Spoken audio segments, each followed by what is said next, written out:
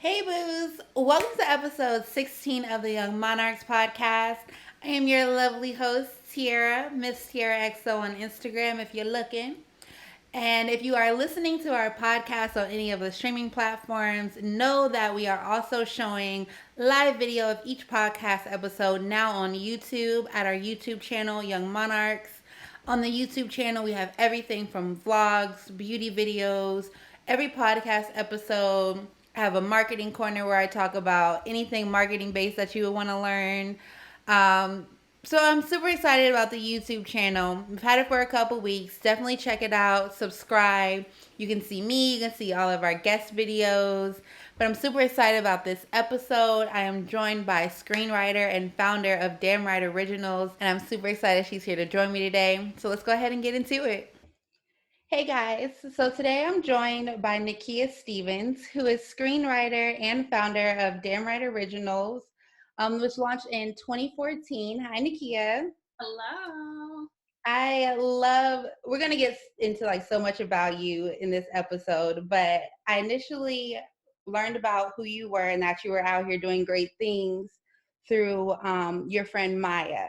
hmm I met Maya when I was working at an agency doing red carpet events. I think I met her at the Chirac screening in like 2015. And I just loved her energy. She was so nice. Like, I never met her before. And she was like talking to me and asking me questions. Yeah. I loved her energy. And when we connected and kind of just like kept following up with each other on Instagram, that's when I saw that you guys were friends and that you guys were working with each other. Um, just like through Instagram, I followed your page.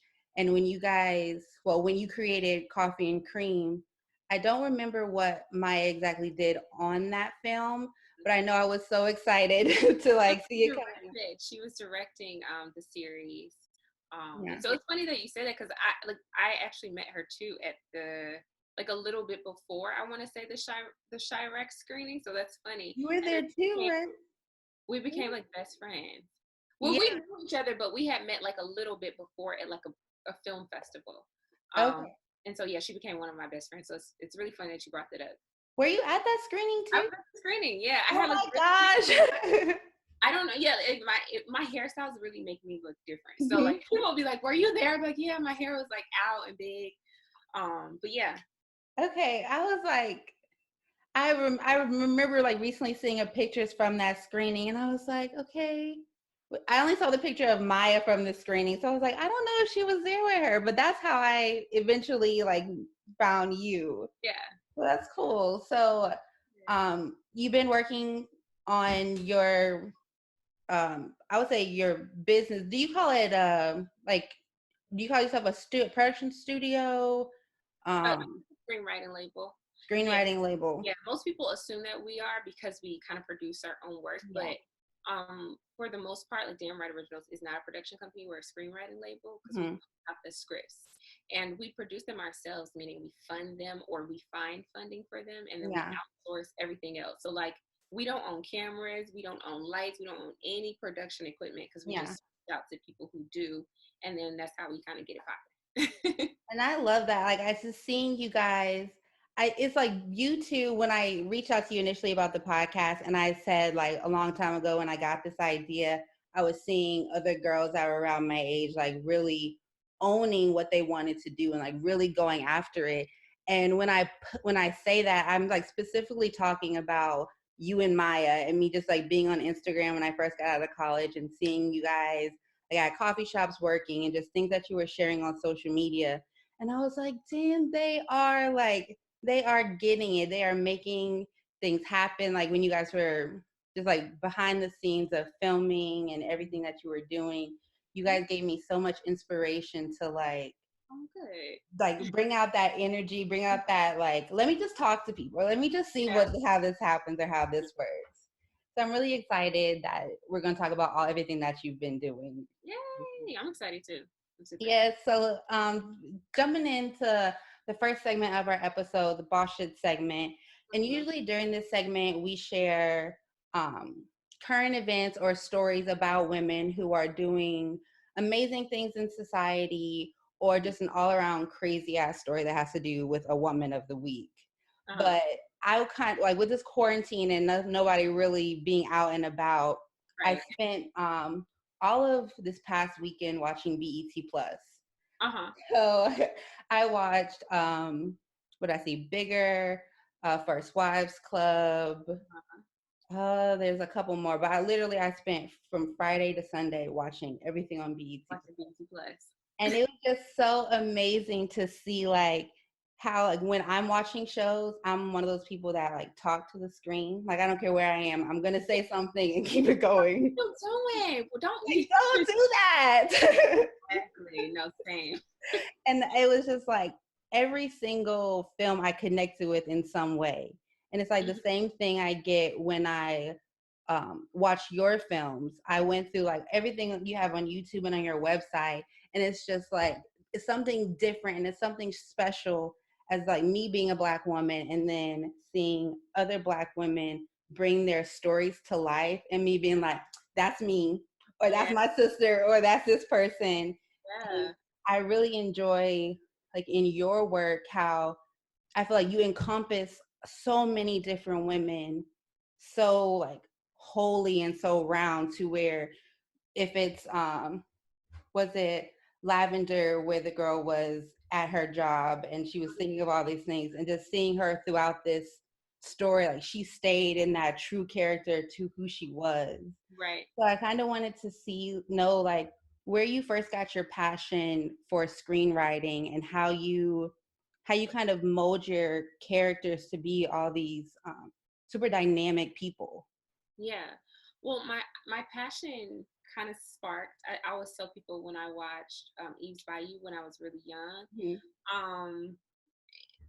And I was just watching this movie because my grandmother is like a huge movie buff, and so I had all the movies. She always had like the VCR, everything. She had everything you could ask for. If you wanted to watch something, she would have it, whether it was out at the time or she had it another way, but she had all the movies. And so we were watching Eve's Bayou, and it was like one particular part. I don't know if you've seen it or if people remember, but like Journey it just goes off. She just has this tangent, and she's just so good, and the words are so just like very spicy. And I just remember it, and I kept asking, "Can we rewind that? Can we rewind it?" And we would rewind it, and I would let it play out, and I like learned the words. But that didn't make me want to be an actress. That made me want to write those words. I was like, I want to put those words together, whatever it is called, where people are making the actors say the words. Like, I want to be that person. Mm-hmm. As a Black girl in Atlanta, like we didn't have access to things like I didn't know what a screenwriter was. I had no idea the term that it was called. I just know that I wanted to make people on movies and TV say the things that they're saying. Mm-hmm. So it wasn't until I got older, obviously, like I think I want to say junior, senior year, I started to realize, like there's an actual position for this. And I started doing plays and stuff like that. And I learned everything that I could. And I finally started seeing people who looked like me who actually did those things. I was like, oh, we have Amara Bracakil, we have a Shonda Rhimes. I'm like, okay, these are women who are Black who are doing what I want to do. Like, let me look up everything that they're doing, every interview they have. Like, let me just learn through that. And so, that's kind of how I sparked I got the love for screenwriting. And I've always been a writer, writing stories. I wrote my first story when I was 8 or 9, and I turned it in for class. My mom has it laminated, so I'm a published author. But yeah, so I just always have loved words and loved storytelling. So just knowing what screenwriting was made me even more motivated to like become it. Yeah, and when you talk about the women that you that have inspired you to create films, how do you? I know you like what I've noticed, and I know nothing about films. Like I'm just now, my job now is just now getting into like filming and production, so I'm learning those sides. But I notice in your films, you're very true to the Black voice. Where do you get that from? Like, well, I'm asking this question from working throughout life and seeing how the world views Black culture and seeing how everybody sees us. What makes you want to stay so true to that voice and not change this because it's more Yeah. more like whiter or like. Yeah, like no, like I've always been a disruptor, right? And Mhm. then and I feel like just so many times like basically our narrative for black people and black women has been just hijacked from us and like contorted into a caricature of what people think black people are, people think Yeah. black women are, how they act or how they feel or how they love. Um and so I was like, no, like this is not okay. So that's where reclaiming our narrative comes from, because I'm like, let me take that back. Let me show you how we really feel. Let me show you how we really talk. Let me show you how our friendships really are. Um, and so I feel like it's power in that realness, because you're like, this is our truth. This is, my truth. This is the truth of women who are like my mother. This is the truth of women who are like my cousins. So Mhm. even if it's, I think as a black woman, even if it's not necessarily aligned with a story that's not necessarily aligned with mine directly, I can still understand it as a black woman. Yeah. I can understand, I feel like I have a connection with any black woman or any black person just because, just off the strength and off of just just having this deep understanding of humans. Yeah. You know what I mean? So yeah, so that, and that's what I wanted to showcase. I'm like, I want these conversations to be real. I want my characters to make mistakes. They're not always going to be likable. I'm not always likable. You're not always like we're not Mhm. always likable 100% of the time, and that's what's real about it. And I feel like that's what people can connect with when they're watching stories about real people. It feels real. They're like, wow, she had just like my cousin. Like Right. I like this character. She's spicy. Or you see like the part of yourself that you shelter in certain characters. So you're like, dang, I wish I could be like that. Or I Yeah. want to keep my mind like that. Or I want to, be free like that. And so, yeah, it's just showing humanity in ourselves. And that's one thing I noticed in your work with the different characters. They are free like that. They are like their own little person, and they're going to Mhm. show you who they are. Have you, I'm asking this because of something you said earlier. Have you ran into like women of other ethnicities feeling like you're not catering to them or not including them, or just other people in general? Have you, I know like in the black spaces, it's like we're doing this for us because nobody else has, so somebody has to kind of like take that reign. Yeah.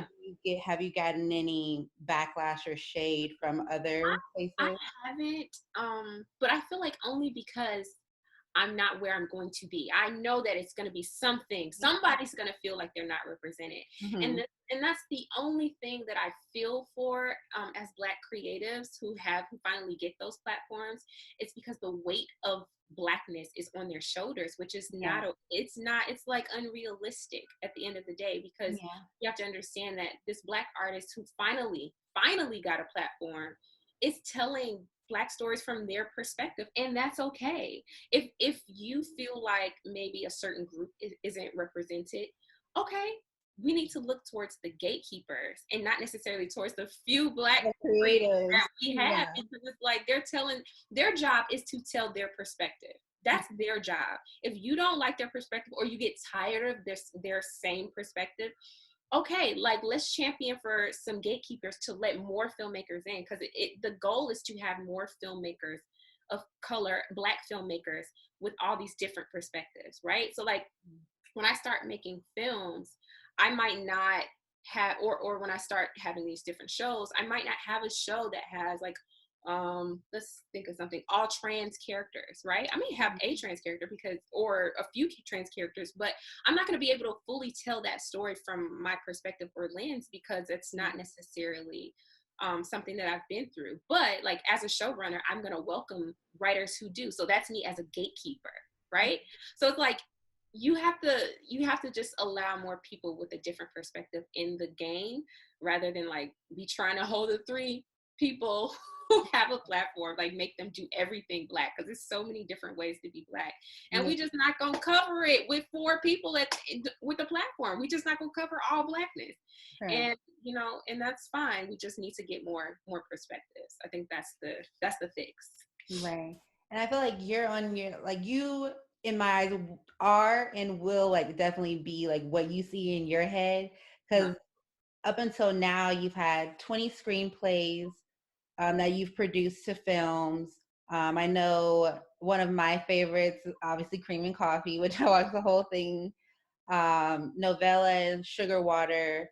How did Damn Right Originals come to you, and what's that journey been like to kind of, like you said, you've always been very open in who you are. Was it like an internal battle of bringing this to life, or what were the different struggles you kind of had to jump over? I think honestly, when I started Damn Right Originals, it was just to have a place for like my work. I just wanted to have a place for my work and just be like, okay, what is this going to be called? Like, what's my thing? Mm-hmm. So that was the very basic start. But over time, and I started to step more into my purpose and realize like I'm not only a screenwriter, I'm also a leader in this like field, and I want to be a leader in this industry, which means as a leader you have to be willing and passionate about opening doors for others, or holding doors open for others. Mm-hmm. And so that's when I kind of rebranded Damn Right Originals as a label, you know. And I'm like, I want more writers to be able to get opportunities. Like, I want to create a space, Yeah. a collective space for Black artists to come and like learn and do our work and like try to make it in this industry. So it started off very basic, and then you know, it grew into something with more of purpose, you know. Yeah.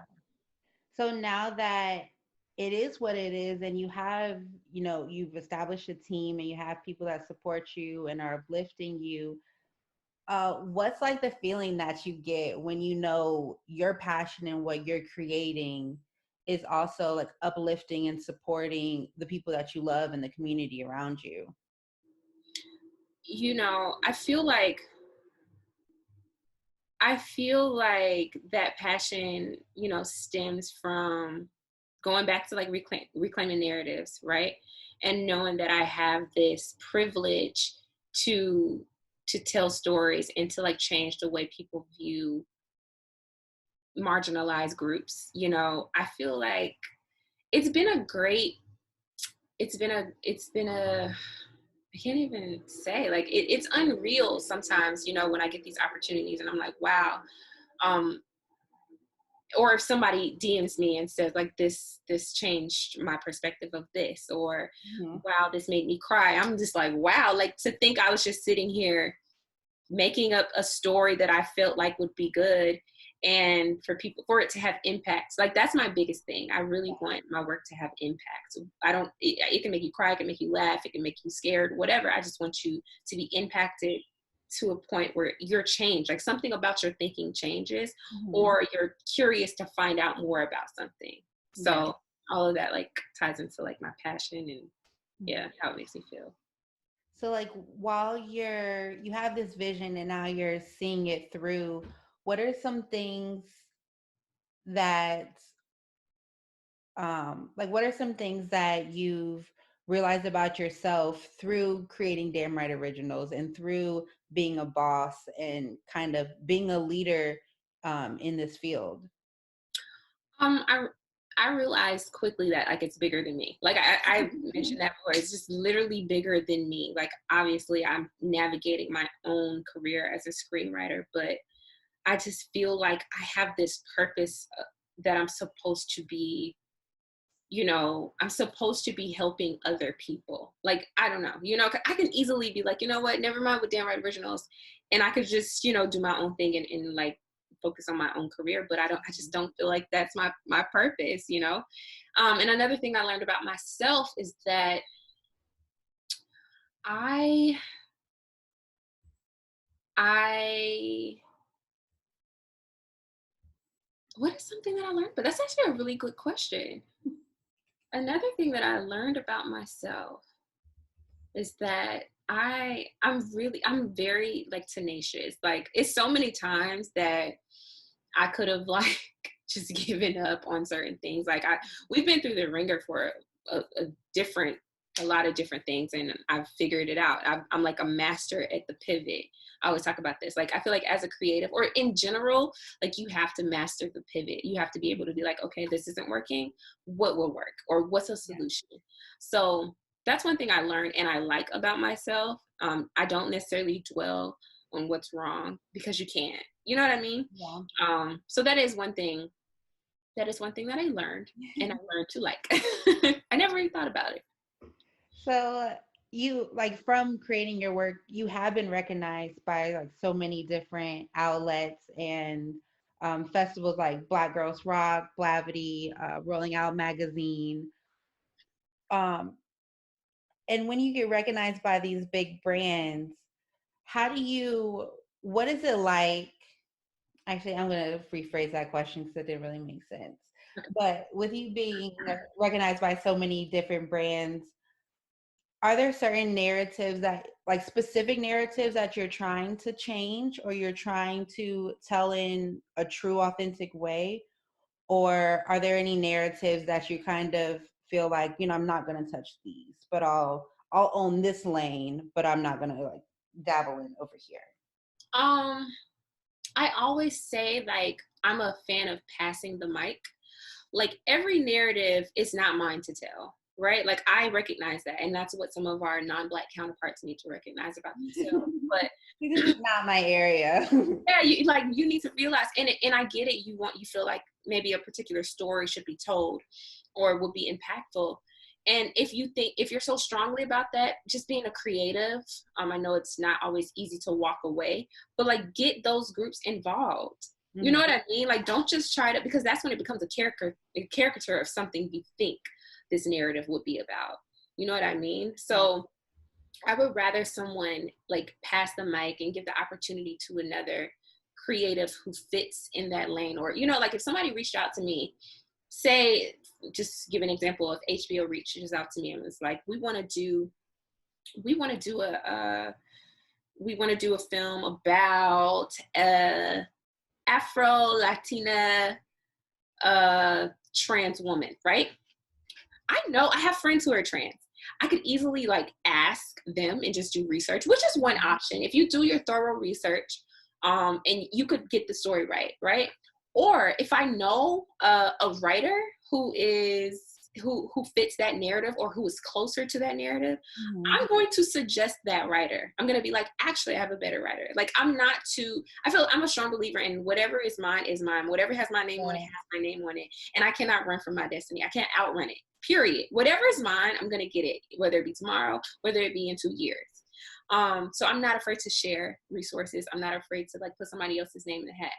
So with that, like, it's like I said, 1 or 2 ways to go about it. I could just do thorough research and make sure to touch base with that community and make sure that I'm getting it right.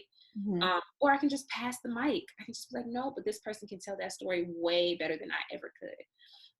And people don't like to do that. I like to do that, especially people don't. They just will just say, yeah, I know what this is, and they won't do either of those things. They won't reach out to people who have experienced whatever narrative they're trying to tell firsthand, and they won't pass the mic, and that's the issue. Do you see that in our community, like in film and entertainment? Because from my experience, like my first job was at an all-Black marketing agency. Yeah. And I came in the door thinking like, okay, I'm surrounded by older Black women. They're going to help me out. They're going to show me the way. And like, I know 2 did, but then others were like, I don't care how young you are. I don't care that this is your first internship. I'm not going to give you these nuggets for you to just take and go with. Yeah. Have you experienced that? I feel like that comes from a place of maybe insecurity, you know, like, let me clarify something. So I am a strong believer in like doing your own work, right? So I'm not gonna just show you my paper. I'm not gonna be like, copy this. But if you are, you know what I mean? If you have done most of it and you're like, I just can't fill in the blanks, then I'll be like, well, there, sis, let me just show you. Like, I like to connect with people, and I love to help people in general, but more so people who take the initiative. Like sometimes people just want you to do the work for them, and that's no, I'm not gonna do that. That's not me either. But it seems like what you're saying is like they were just being stingy altogether. They didn't care.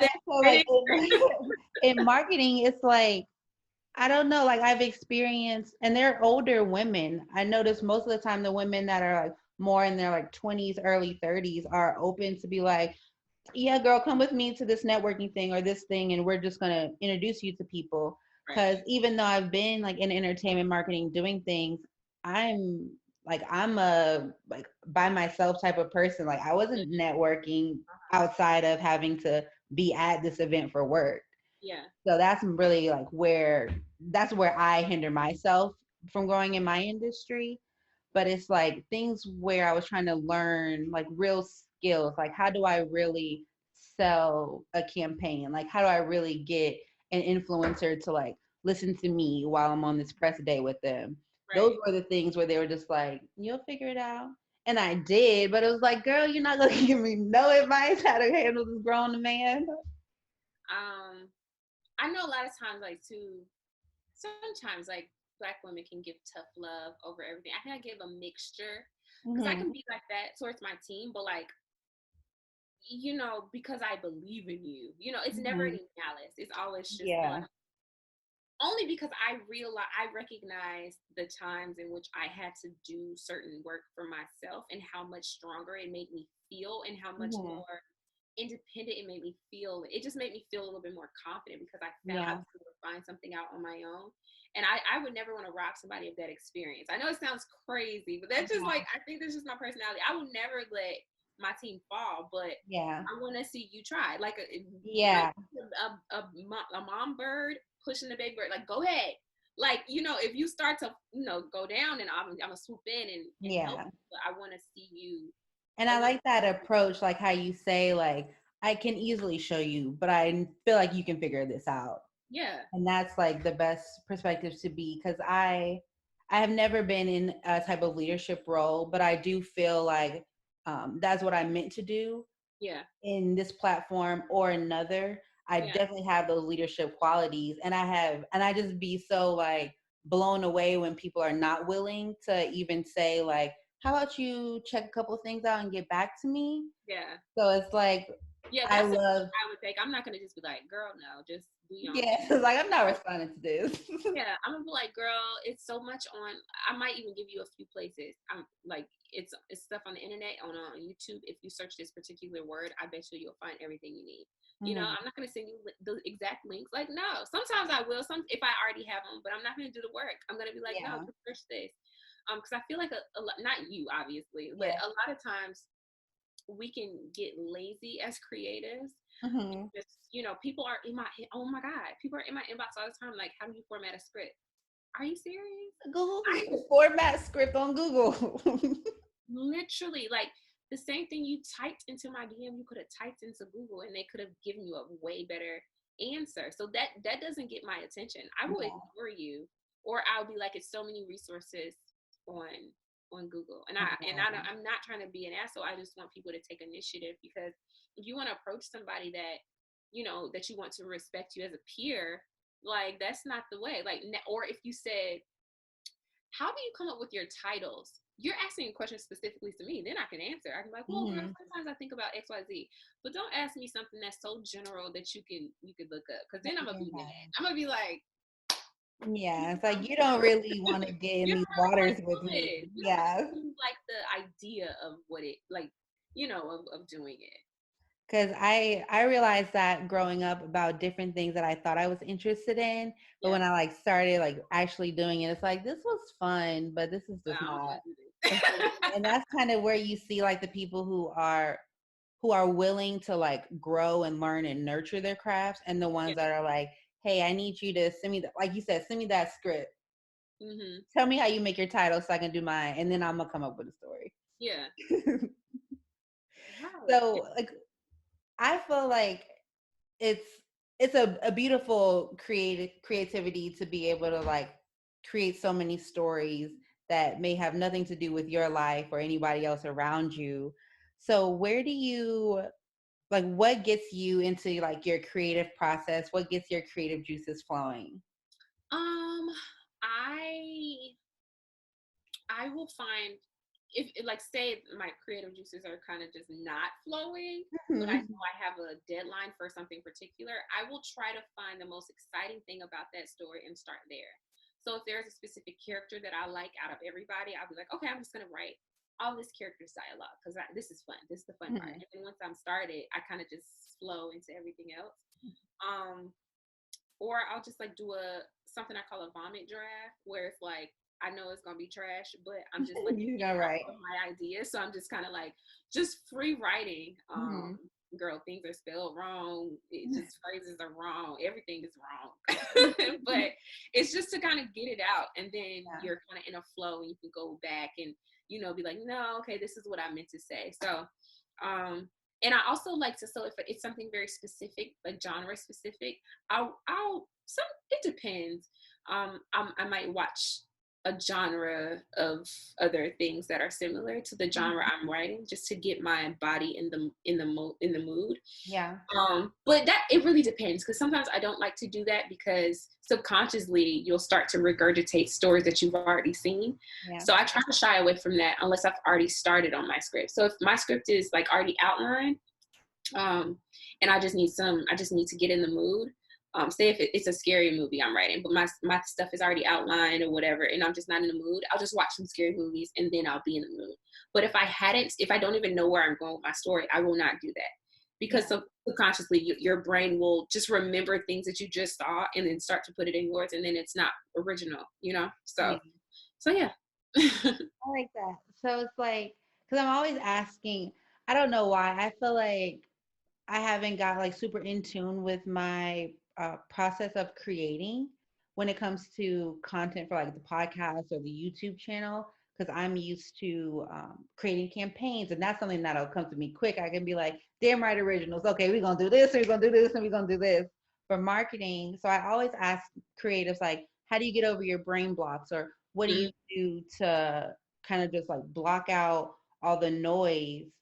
But with you building your own brand and you being your own boss and you creating your own schedule, how do you, like, what do you do? Do you pull yourself away, or do you have that person that's like, all right, close the computer now, it's time to take a break? What do you do when you're realizing like, okay, I need some me time? Yeah.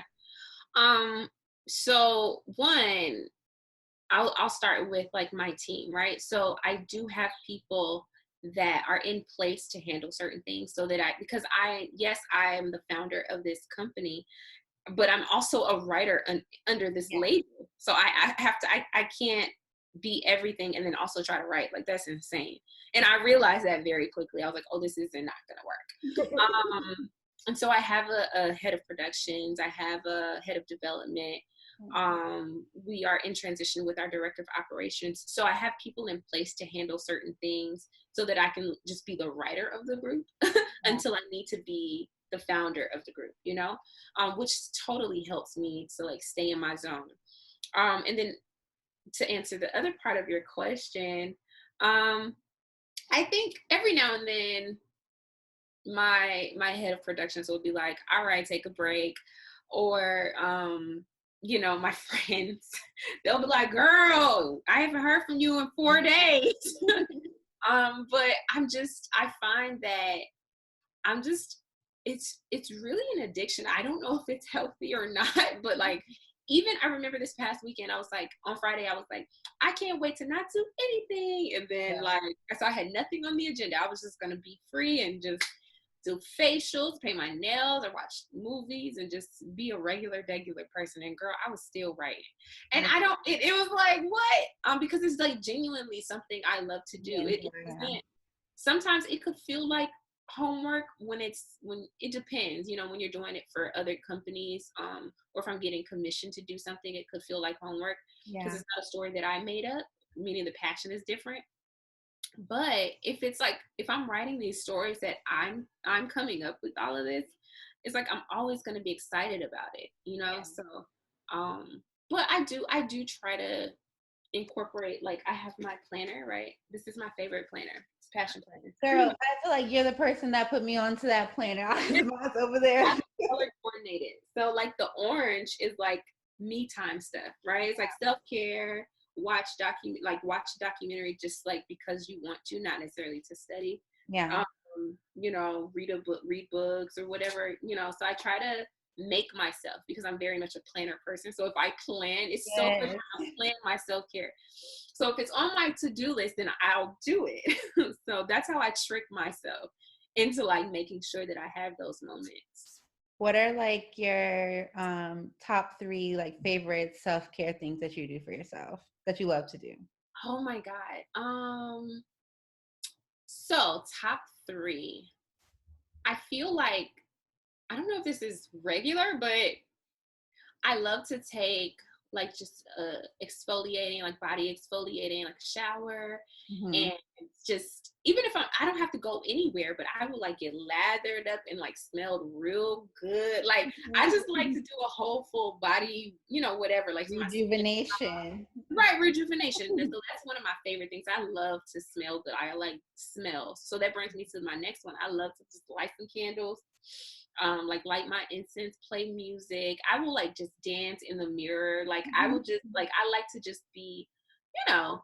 woo-woo, very woo woo over here. I also like to read a good book, like just, yeah, put my phone on do not disturb. Oh, I'm the queen of that. It's on do not disturb now, and not because we talking. It's like always on do not disturb. My friends and family be like, you don't care about nothing. I'm like, so yeah, I like to do that, have my snacks, and like watch maybe like my like love to binge watch. Like binge watching shows that are very dramatic just gives me so much joy. Like I just finished Little Fires Everywhere. Obviously I couldn't binge watch that because they do it different on Hulu. But yeah, binge watching. What did I recently binge watch? It wasn't even recently, but I just remember feeling good about it. I think it was like The Handmaid's Tale. I like finished all of it. I was like, oh, this is so good. I love to watch drama. Yeah. So those are my favorite things. That's nice. So, let me see where we are in the episode. This is going very well. I Okay, so I did want to ask you, to what you said earlier, now that you have like a full team. So the things that Write Originals is creating, are they all it works original and dear to you? Mm-hmm. Or do you guys collab on different ideas? What's your like writing process like with your team?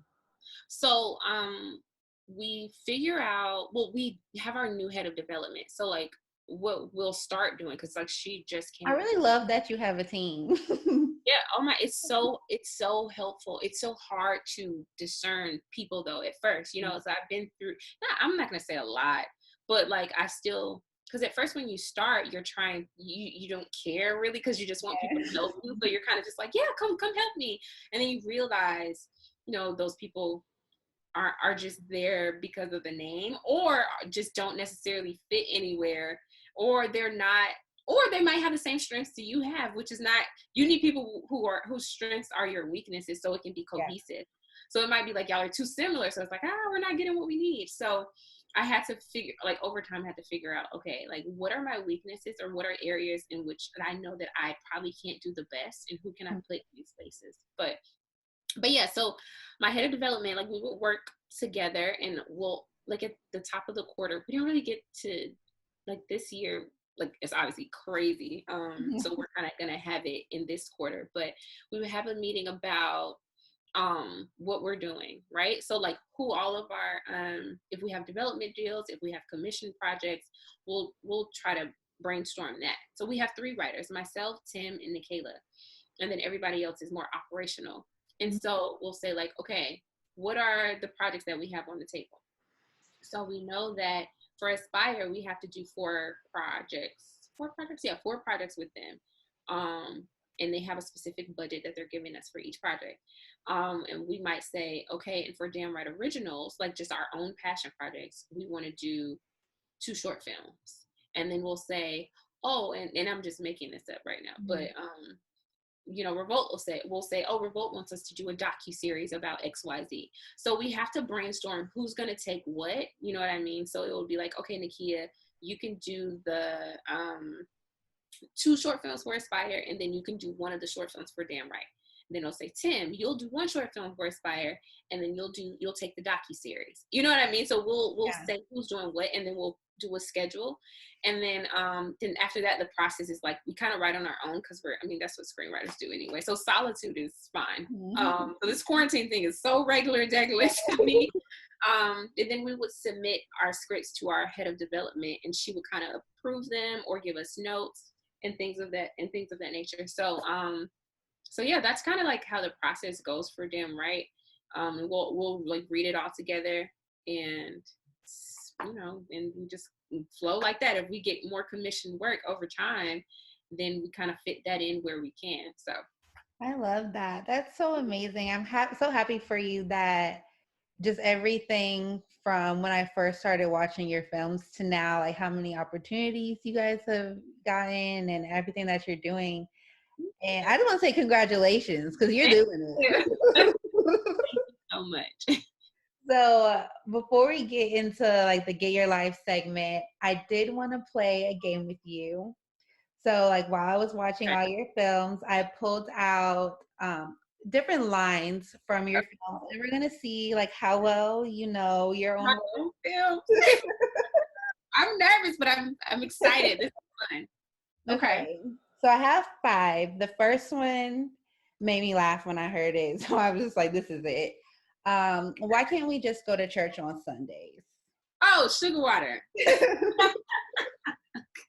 When that little girl said that, I was like, we gotta go every day. I'm like, do you like every day? Like, do we have to go to Sunday school? A break from us. He is tired.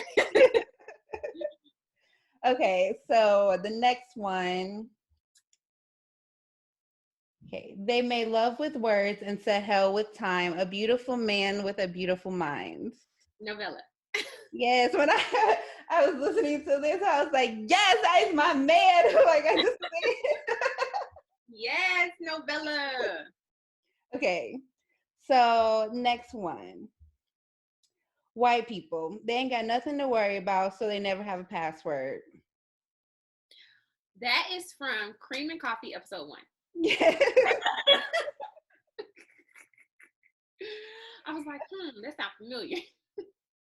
Okay, 4th one. You smell amazing. Novella. And it was another one too. Oh wow, you smell. Damn, that must really always say that. Okay, wait, you smell amazing. It's like the first 2 that I watched, and I was like, did she be throwing this in all of them? I just told you that I love smells too, so that's so funny. So I love when somebody be like, you smell good. Like, yeah, thank you. Okay, you smell amazing. Oh my God. Wait, okay, can I get a hint? Is this like a series or a short film? It was a short film. Oh, yo, this is crazy. And you already said novella. I already said that. Okay, hold on, bear with me, because I know. Oh my God, I read so many things. Going through my brain right now. What else did I write with like people? It was at the very, very end of the film. Oh my God. I will say that. I wonder if you are talking about one that I didn't write, that one of the other writers wrote. I don't know. You want me to tell you? I don't want you to tell. Let's do another one and then I'm come back. Okay. The last one I had was, how come we come from their ribs? We're women and we birth them. How come they ain't come from us? Okay, period. Not your rib. Okay, so the other one, I don't know what this is from. Tell me. It's at the very, very end of Lavender where she's. And that's written by Nakia. I was gonna say Lavender because it's not, because I'm like, I didn't write that. And then I would have recognized like earlier because I watched my stuff back and I'm like, oh, why would I put that again? Okay, cool. Yeah, Nakia. So Nakia Rosetta, our writer with DamnWrite, she wrote Lavender. Oh, I like that one. I was gonna guess that because I was like thinking that it was somebody else's too, so I should. I was wondering when I heard it in both, I was like, is this, how some people have like that same line or that same little thing they put in theirs? I was like, does she have something going here? I realized, what I realized for myself is that like when I'm writing romantic stuff. And one of my guy friends who I read the script with them, Hmm. they picked up on it. So when I'm writing romantic things, I always have this line where it's like, they're like, "Can I kiss you?" He's like, "I you always ask for consent." And I'm like, I didn't realize that I did that, because I did that in novella and then something else that I wrote. Mm-hmm. And yeah, it's very interesting. Okay. But a man should, so you can keep that line in there. It depends on your relationship, because sometimes it'd be like, "Just kiss me," Right. but sometimes you need to ask. You don't know. Okay, so now we can go ahead and do the Get Your Life segment. Get your So life. during this segment, I'll share one thing, a part of my journey that's going well, and then one thing I'm still struggling with. Okay. And usually we tie it to whatever episode we're talking about. So for this one, I'm not a screenwriter, but as I'm just being creative and realizing like these podcast episodes are not just conversations, like they're actually thoughts and themes and stories that go into it. Mm-hmm. One thing that is going well, a part of me like creating these episodes, is the fact that I'm able to like talk to the people that I'm working with, like creating an episode with you or anybody else. I get to, like, if I don't know you, I get to learn a little bit more about you and kind of see like where our similarities and our differences lie, to really create and like an episode that's not like buttery and fluffy, but like women who I invite on the podcast where I have differences with, we can like, I like talking about things like I may not agree on with other people. I love to see their perspectives, and I love to just hear like how people look at the world. Yeah. So that's something that I really love about me being able to create through this podcast.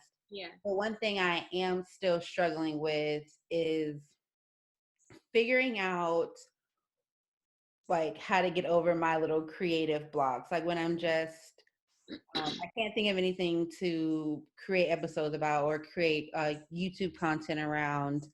I am still struggling with like, okay, do I need to go run, or do I need to take a nap? Do I need to do some yoga? Like, why is nothing coming to my mind? Is still like something I'm trying to just do different things to see, like just doing like new things. Yeah. I want to do completely new things with hopes like my mind and my eyes will just open to so many things for me to like talk about. Okay. What about you? So something that's going well. I am receiving opportunities from seeds that I've planted long ago. Not even long ago, but just like seeds that I've planted in the past that, you know, you don't always know what kind of fruit, you know, it's going to come from the things, the trees that you plant. And so that's what's going well, is these opportunities are still falling in, and blessings. And I'm just like, wow, you know, because I did, and I'm thanking my younger self for being so just determined and like just unafraid, because it's because of the things that she did, you know, and she was willing to take a risk on. Like the me now is benefiting from. So that's going really well, and I'm like super grateful for that, girl. Thank you, girl. You're welcome. And so let's see, something that I'm struggling with or still struggling with. I feel like, what am I struggling with? I feel like I might be in a space where I'm getting better, but or I how do I want to say this? So because screenwriting is such a like isolated thing, like I spend a crazy amount of time alone, in my own thoughts and in my own head, you know, and then also this industry is very cutthroat, whether people like to admit it or not. And so you have to be on your shit like 24/7. Like you don't really have the, like when you're an emerging creative, you don't necessarily have the luxury to be spending all this time, you know, doing other stuff, you know. And I know people might want to debate on that. But as far as me, Yeah. I don't necessarily have that luxury, not with the life that I want to set up for myself, my future family, my actual family, and like my future self. So that brings me to like connecting with people and networking. So people might be like, no, like you are so great at that. Like somebody told me the other day, like I've seen you, and I can connect with people, but making the time to is something that I've always struggled with. And so this year was it's so funny that like Corona happened, kind of like stopped my vibe, but I was like, this year 2020, I'm gonna do a better job of like connecting with people that I really admire, or peers that I really admire, and like just like kind of stay in touch with them, stay in their circle, and like kind of grow together and like learn them, see how I can be of service, see how we could possibly collaborate, or see how we could possibly support each other. So I've been reading like Never Eat Alone. I mentioned it before on my live. I mention it all the time. So Never Eat Alone, and then The Ride of a Lifetime, and it's another book that I had in college. It's like How to Win Friends and Influence People. I know it sounds crazy, but in the book it's really good of like how to connect with people. I think I Never Eat Alone. I've been reading. Yeah, that was the one I got most recently, so I'm still getting through it, but I really like, the things that they say in there. But yeah, so I'm just trying to make more time to connect with people, because I'm very much so interested in people, but I'm also a person who's interested in my work and my career. So I don't, it might come off that I'm anti-social, and I was like, I love people. Yeah. I'm trying to find, it's just so hard. It's like a little struggle. So I'm trying to find the balance, so, like I said, I was getting better, and then Corona happened. So it was like, okay, like I'm just gonna do what I was doing before. But so I'm trying to do more podcasts and like talk to people virtually, at least, like, so I've been getting better. But yeah, it's definitely, because this industry, like, you have to have relationships is like probably one of the top currencies to have in this industry in general, but like definitely in this industry, because where talent can take you, somebody knowing who you are can definitely get you in a room. So and that's like, and that's why I said like earlier before, I love people. I love hearing people just talk about their lives, seeing that they like and don't like, because it's all based on their own story. So it's like, why do you not like this, or why do you like that? Yeah, that's how I am as a screenwriter. That's why I can write characters. I'm so curious about people. But I'm so shy too, to where networking has always been like a struggle for me. And it's been more so up until now, it's been more so just my own insecurities. Like, I don't know if I go up to a girl, like this eyebrow is the bad one. So my eyebrow might be off, this eyebrow might be right. And she's just looking at my eyebrow. So it's like, I psych myself out. So this year was my, like you said, getting out there, doing more stuff.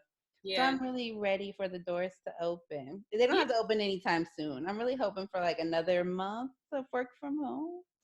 Okay. I'm like, when the doors do open, I got to put myself out there, because that's like, it's what's holding me back. I feel like the only thing hindering me from really excelling in like entertainment marketing is the fact that I'm just scary. Community. Yeah. Yeah. I can not say the same in a sense. I feel like it's just not enough. I said myself, I'm like, girl, it's not enough to be talented. Like, if don't nobody know you talented, like, what are you doing to put yourself out there? What kind of relationships have you built? What kind of relationships have you nurtured? So yeah, same, girl. It's a process. I will say the people that I have met thus far being in the industry, I have like connected with them, maintained those relationships. So it's kind of how I look at it. It's like, I'm a good person. Other people feel like I'm a good person. So when it's time to work again, they call me to like, then when the time comes, I'll do all those things. Exactly. Absolutely. What were you going to say? No, I was just saying, like, I've seen the benefits. Like, I do want to go, like, clarify. So, like, in Atlanta, it was easier. Like, I'm more comfortable there. I know people there. Like, it's nothing for me to do X, Y, Z and meet all these people. So I have a huge tribe there. It's more so LA. So I'm being specific about LA, like me doing the due diligence of meeting people in LA. I have not. So that's where I struggle here. Because I just been like in my own bubble. But yeah. Like next we're going to get into the motivational tea. Yeah. which is pretty much where we give like a positive story message, words of encouragement to Mhm. different women listening. Yeah. So I was going to ask you if you had a positive message or words of encouragement for women looking to get into your industry, and then if you kind of wanted to tell people how they can stay up to date on you and everything that you're creating and working on this year. Yeah. What I like to tell people is, and also I tell people this because I have learned it. It's like you have to you have to know the life you want to live, the career you want to have, and you have to prepare for it. Like you Mm-hmm. cannot catch fish on dry land, right? Mm-hmm. So you have to put yourself in a place where you can thrive. You really have to like do all that you can to help yourself, right? Because like nobody's gonna save you. Mm-hmm. And even if somebody were going to save you, like, are you even prepared? Like, Right. have you done? And I've seen a lot of times where people are just like, I just need X, Y, Z. I just need Ava DuVernay to call me. Okay, if Ava DuVernay calls you today and says, send me a script, is your script done? Right. How And many? then they say no. And I'm Yeah. like, so why are you putting your energy in trying to like contact these people or get somebody's attention when you have not put enough energy into like being prepared and being ready for Mm-hmm. those moments. So I'll say that like just put yourself in a position to win. Yeah. You know what I mean? Learn all that you can. Figure out the people in your industry who you admire. Reach Mm-hmm. out to them with well thought through questions, not things that you can look up on your own. They need to be specific to that person. How can that person specifically provide some information that will help you?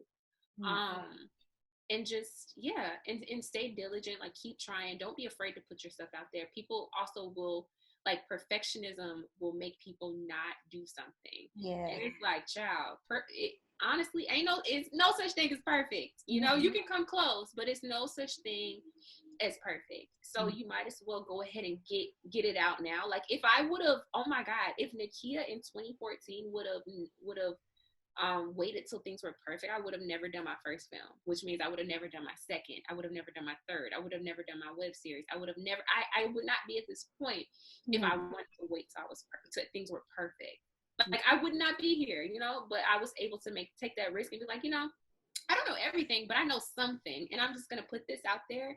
And then with each project, I'm gonna grow Yeah. until I'm at a place where I'm steadily doing work that is like close to perfection for me, you know, Yeah. for time and for what I know now. So like go ahead and start. Whatever you're trying to do, like go ahead and start. That's how you get started, by starting.